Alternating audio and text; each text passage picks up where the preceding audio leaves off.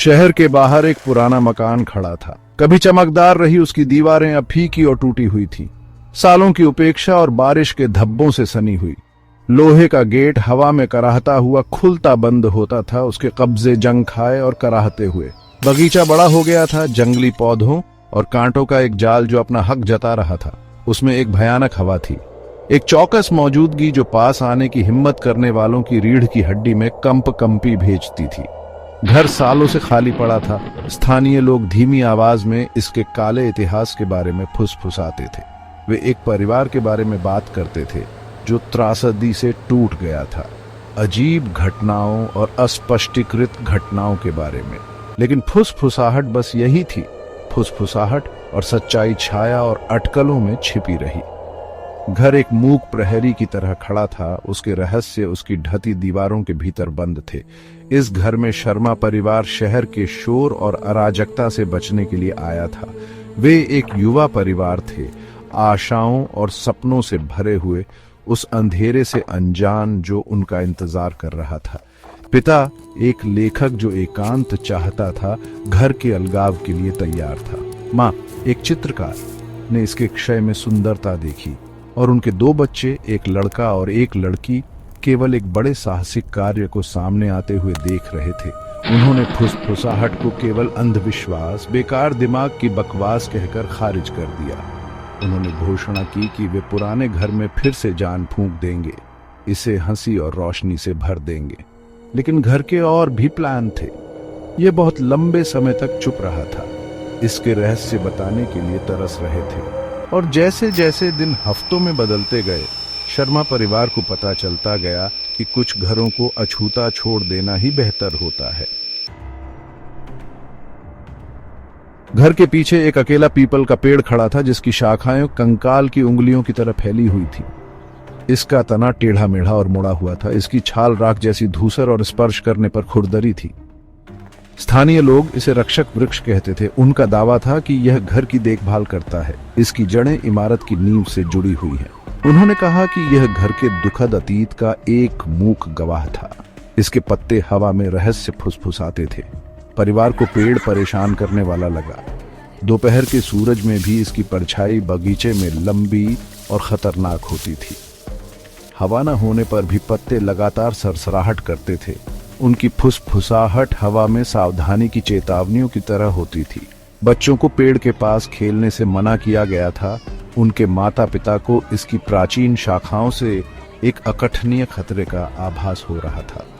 एक शाम जब सूरज ढलने लगा तो बगीचे में लंबी परछाइयां पड़ने लगी। छोटा लड़का रोहन खिड़की के पास खड़ा था। उसकी निगाहें पीपल के पेड़ पर टिकी थी। उसने कल्पना की कि उसने शाखाओं को हिलते हुए, मुड़ते और मरोड़ते हुए देखा, जैसे कि किसी भयानक नृत्य में। उसकी रीढ़ में एक कंपी दौड़ गई और वह जल्दी से दूर हो गया। उसका दिल तेजी से धड़क रहा था। वह इस एहसास को दूर नहीं कर सका कि उसे देखा जा रहा है। पेड़ की अनदेखी आंखें उसकी पीठ में छेद कर रही हैं। जैसे जैसे दिन हफ्तों में बदलते गए, परिवार को घर के अंदर अजीबोगरीब घटनाओं का अनुभव होने लगा। रात में दालान में कदमों की गूंज सुनाई देती थी, भारी और सोची समझी, हालांकि वे ही घर पर अकेले थे। वस्तुएं बेवजह इधर उधर हो जाती, एक जगह से गायब हो जाती और दूसरी जगह पर फिर से प्रकट हो जाती, मानो किसी अनदेखे हाथ से रखी गई हों। बिना किसी स्पष्ट कारण के दरवाजे खुलते और बंद होते थे। आवाज खामोश घर में चीख की तरह गूंजती थी। बच्चे सबसे ज्यादा प्रभावित हुए। उन्होंने बुरे सपनों की शिकायत की। उनके सपने छायादार आकृतियों और फुसफुसाते हुए खतरों से भरे हुए थे। उन्होंने अकेले सोने से इनकार कर दिया। उनके छोटे शरीर एक अनदेखे आतंक के भार तले कांप रहे थे। जिस हंसी और रोशनी से परिवार घर को भरने की उम्मीद कर रहा था, उसकी जगह एक दमनकारी सन्नाटा छा गया। एक घुटन भरा डर जिसने उनके जीवन के हर कोने में प्रवेश कर लिया। एक रात जब बाहर भयंकर आंधी चल रही थी, परिवार लिविंग रूम में एक साथ बैठा था। हवा एक चुड़ैल की तरह गरज रही थी और खिड़कियों पर बारिश हो रही थी। अचानक बत्तियां टिमटिमाई और बुझ गईं, जिससे कमरा अंधेरे में डूब गया। उनके होठों से एक सामूहिक हाँफने की आवाज निकली। उनके चेहरे चिमनी की टिमटिमाती लपटों से रोशन थे। क्या था वो? मां फुसफुसाई, उसकी आवाज कांप रही थी। शायद बस तूफान, पिता ने कहा। उसकी आवाज तनावपूर्ण थी। वह जितना महसूस कर रहा था उससे ज्यादा बहादुर बनने की कोशिश कर रहा था, लेकिन गहराई से संदेह का एक बीज बोया गया था। तूफान और तेज होता जा रहा था। हवा एक तड़पती हुई आत्मा की तरह चीख रही थी और उनकी खिड़की के बाहर पीपल के पेड़ की शाखाएं कांच से रगड़ खा रही थीं, जैसे पंजे अंदर जाने की कोशिश कर रहे हों। तब उन्होंने इसे सुना। एक हल्की फुसफुसाहट हवा में बहती हुई पीपल के पेड़ की दिशा से आती हुई प्रतीत हो रही थी।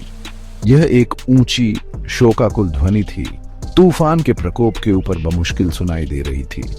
फिर भी इसने उनकी रीढ़ की हड्डी में कंपी भेज दी। वे ध्यान से सुनते रहे। उनकी सांसें उनके गले में फंसी हुई थीं, उनकी आंखें डर से चौड़ी थीं।